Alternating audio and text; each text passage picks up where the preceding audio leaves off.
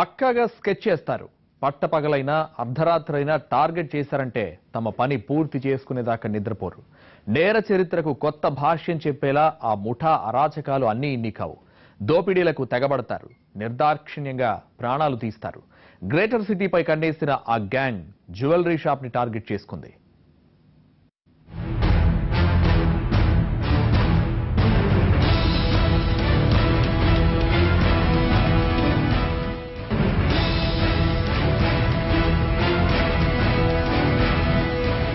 మేడ్చల్ జిల్లా కీసరలోని RS Rathore jewellery shop. యజమాని రూప్ సింగ్ రాథోర్ షాపులో ఉన్నారు. ఇద్దరు వ్యక్తులు కస్టమర్ల మాదిరి లోపలికి వచ్చి ఆయనతో మాటలు కలిపారు. జ్యువెలరీ షాప్ యజమాని మాట్లాడుతుండగానే యాక్షన్లోకి దిగిపోయింది ఆ డెకాయిట్ గ్యాంగ్. బయట వెయిట్ చేస్తున్న తమ గ్యాంగ్లోని మరో నలుగురికి సైగ చేశారు ఆ ఇద్దరు. క్షణాల్లో షాపులో ఉన్న ఇద్దరికి మరో నలుగురు తోడవటంతో యజమాని అప్రమత్తమయ్యారు. దోపిడీ ముఠాలో ఒకరు తుపాకీ గురిపెట్టాడు.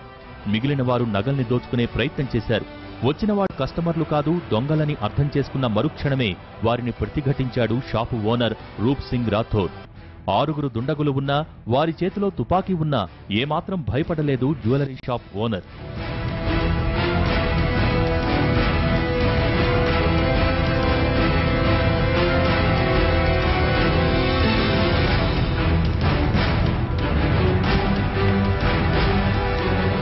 సహాయం కోసం గట్టిగా అరుస్తూ తుపాకీ గురిపెట్టిన దుండగుణ్ణి గట్టిగా పట్టుకున్నాడు జ్యువెలరీ షాప్ యజమాని.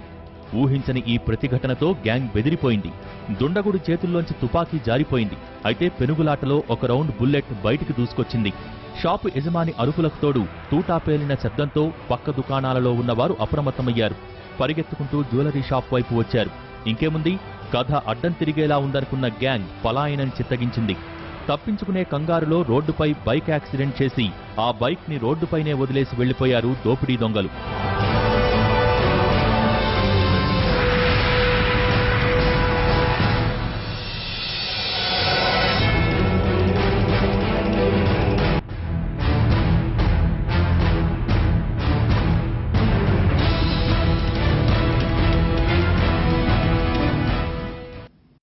పట్టపగలే నగర పరిధిలో దోపిడీకి జరిగిన ప్రయత్నాన్ని సవాల్గా తీసుకుంది పోలీస్ డిపార్ట్మెంట్. ఇది పక్కా ప్రొఫెషనల్ ముఠా పనై ఉంటుందని గుర్తించారు రాచకొండ పోలీసులు. చేతికి చిక్కిన సీసీ ఫుటేజ్తో దొంగల ఆనవాళ్లు గుర్తించే పనిలో పడ్డారు. చిన్నపాటి సమాచారం దొరికినా ఆచూకీ తెలుస్తుందని పక్కాగా ఎంక్వైరీ చేశారు. చివరికి వారెవరో కనిపెట్టారు.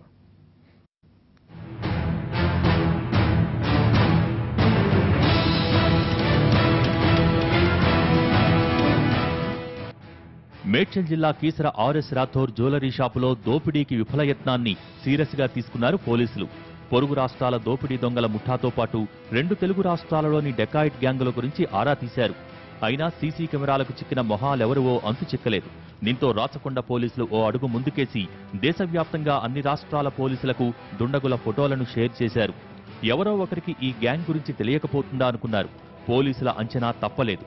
దోపిడీ ముఠా గుట్టు రట్టయింది.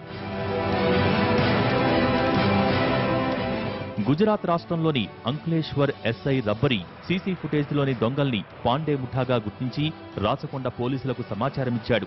రంగంలోకి దిగిన పోలీసు బృందాలు అంక్లేశ్వర్కు వెళ్లి ఎస్ఐ రబ్బరీని కలిశారు.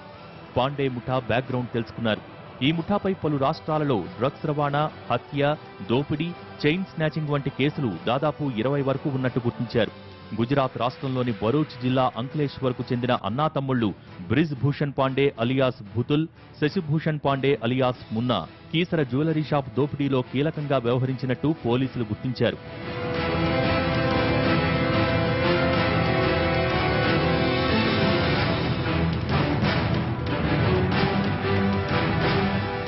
కీసరలో దోపిడీ కోసం పాండే ముఠా సభ్యులు గుజరాత్ నుంచి కారులో హైదరాబాద్కు వచ్చారు. మొదట మేడిపల్లి, హయత్ నగర్లో 2 బైకులను చోరీ చేశారు. కారును కీసర శివార్లలో ఉంచి బైకులపై 6 దొంగలు పట్టపగలే నగల దుకాణానికి వచ్చారు. తుపాకీతో దుకాణం యజమాని రూప్ సింగ్ ని బెదిరించి దోపిడీకి యత్నించారు. అయితే యజమాని ప్రతిఘటించటం, జనం గుమిగూడటంతో పారిపోయే క్రమంలో తమ తుపాకీని అక్కడే పడేస్తున్నారు. దుకాణంలో రికార్డైన సీసీ ఫుటేజీలతో పాటు తుపాకీ ఆధారంగా పోలీసులు దర్యాప్తు చేపట్టారు. సమాచారం ఇచ్చిన వారికి 50,000 నజరానా ప్రకటించారు. ఆ ఆధారాల్ని దేశవ్యాప్తంగా క్రైమ్ పోలీసుల వాట్సాప్ గ్రూపుల్లో షేర్ చేశారు. తీగలాగితే డొంక కదిలింది. కీసరలో క్రైమ్ కు ప్లాన్ చేసింది గుజరాత్ దొంగలని తేలిపోయింది.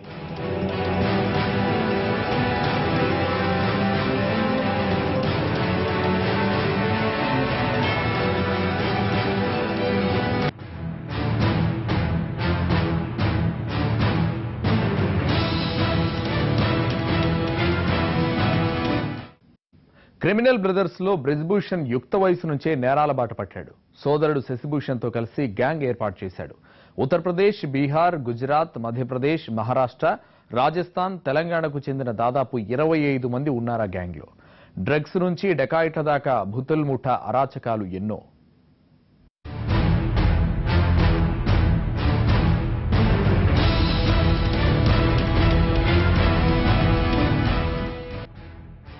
ఉత్తరప్రదేశ్ గోరఖ్పూర్ సర్దాహన్ గ్రామానికి చెందిన బ్రిజ్భూషణ్ పూర్వీకులు బతుకు తెరువు కోసం అంకలేశ్వర్లో స్థిరపడ్డారు. ముంబై, ఇండోర్, హైదరాబాద్లోని డ్రగ్స్ అక్రమ రవాణాదారులతో బ్రిజ్భూషణ్కు సంబంధాలు ఉన్నాయి. ఈ ముఠా 2012లో తొలిసారిగా హైదరాబాద్ వచ్చి లింగంపల్లిలో మకాం వేసింది. బ్రిజ్భూషణ్, సంతోష్ సింగ్ తొలుత ఘట్కేసర్ అన్నోజీగూడలో ఓ కెమికల్ ఫ్యాక్టరీలో పనిచేశారు. ఏ రసాయనాల్ని ఎంత మోతాదులో కలిపితే మాదక ద్రవ్యాలు తయారవుతాయో నేర్చుకున్నారు. కుకట్పల్లిలో మాదక ద్రవ్యాల వ్యాపారంతో సంబంధమున్న చంద్రశేఖర్తో వారికి పరిచయం ఏర్పడింది. అతడితో కలిసి ఎఫిడ్రిన్ తయారు చేయటం మొదలుపెట్టారు. చెర్లపల్లిలో అద్దె ఇంట్లో రహస్యంగా మాదక ద్రవ్యాల్ని తయారు చేసి కిలోకు 75,000 నుంచి 1,00,000 దాకా సంపాదించడం మొదలుపెట్టారు.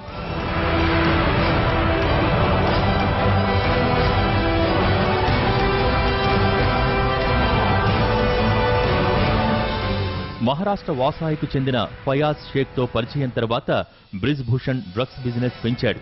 హైదరాబాద్లో మాదక ద్రవ్యాల్ని సరఫరా చేసే ఫయాజ్తో కలిసి పెద్ద ఎత్తున లావాదేవీలు నిర్వహించారు. ఆ సొమ్ముతో బ్రిజ్భూషణ్, సంతోష్ సింగ్ చెరో 22 లక్షలతో ఇండోర్లో ఫ్లాట్లు కొనుగోలు చేశారు. ఫయాజ్ ఇంటిపై నార్కోటిక్ కంట్రోల్ బ్యూరో దాడులతో హైదరాబాద్లో వీరి డ్రగ్స్ దందాకి తెరపడింది. నిఘా కళ్లకి దొరికిపోతామని బ్రిజ్భూషణ్, సంతోష్ సింగ్ ఇండోర్కు పారిపోయారు.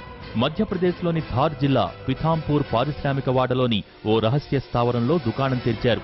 అక్కడే మాదక ద్రవ్యాల తయారీ మొదలుపెట్టారు. అయితే నిఘా వర్గాలకు సమాచారం అందటంతో డిఆర్ఐ అధికారులు ఆ స్థావరంపై దాడులు చేసి బ్రిజ్భూషణ్, సంతోష్ సింగ్లని అరెస్ట్ చేసి ఇండోర్ సబ్ జైలుకు తరలించారు.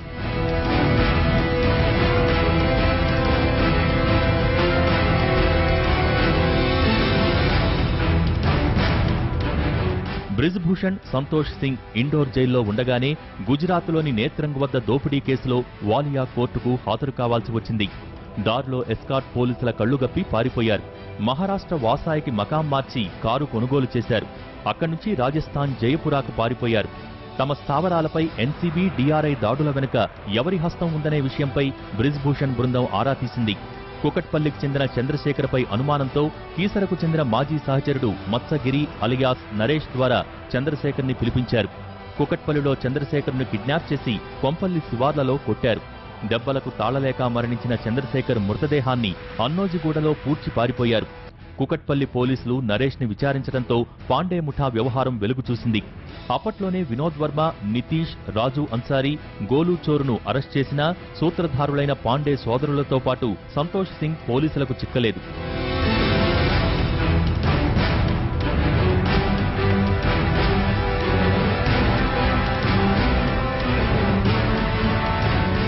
కీసర జ్యువెలరీ షాపులో దోపిడీకి ప్రయత్నించింది గుజరాత్ ముఠానేనని సమాచారం అందడంతో రాచకొండ పోలీసులు అలర్ట్ అయ్యారు.